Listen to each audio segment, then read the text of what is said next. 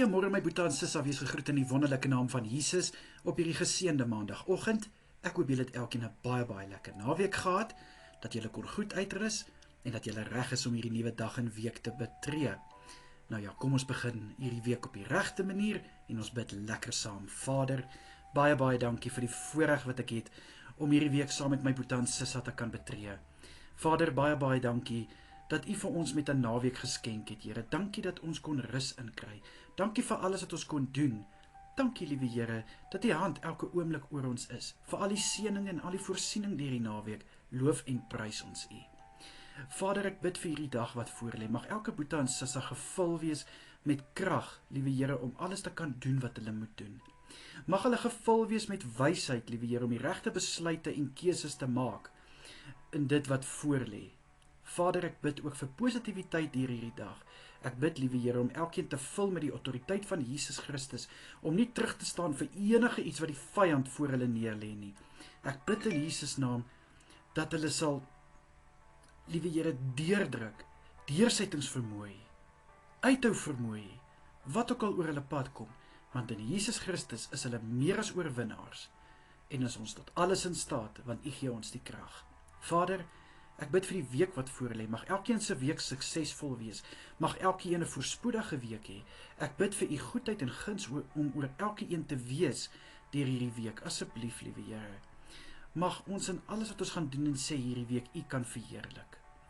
Vader, ek bid vir elkeen wat hierdie week verjaar. Mag elkeen se dag gevul wees met net die mooiste. Ek bid dat elkeen se dag spesiaal gemaak sal word. Liewe Here, ek bid dat mense se mindset sal verander, dat dit nie net nog 'n dag is nie, maar dit is 'n dag, liewe Here, waar hulle gebore is. Dit is 'n dag wat U vir hulle geskenk het, liewe Here, om hulle lewe te begin. Ek bid, liewe Here, vir voorspoed en vir sukses in die nuwe lewensjaar wat voorlê. Mag hulle net U goedheid en guns ervaar, en ek bid, liewe Here, dat U hand van genade oor elkeen sal wees. Vir elke huwelikherdenking wat gevier word, Here, bid ek in Jesus naam dat hierdie mense se liefde vir mekaar net sterker en sterker sal word. Ek bid, liewe Here, dat hulle ook van krag tot krag sal gaan in hulle huwelik, dat hulle huwelik 'n goddelike huwelik sal wees, liewe Here, waar U die middelpunt sal wees van hulle huwelik, waar U die rots is waarop hulle huwelik gebou is. Mag daar net mooiheid en reinheid wees in elkeen se huwelik. En Vader, wat daar ook al is, wat veroorsaak dat hulle meningsverskille het, bid ek, Here, dat dit uitgesorteer kan word met godly love in Jesus Christus naam. Met maturity wat deur Jesus Christus gelei word, asseblief, Here. Vader, skenk asseblief vanaand vir elke boetie en sissa met 'n soete nagrus. Ek bid dat elke boetie en sissa goeie rus sal inkry, goed sal uitrus, en dan weer verfris en versterk môre sal opstaan om die dag te betree. Ek bid vir kalmte en rustigheid tydens elkeen se slaap in Jesus Christus naam.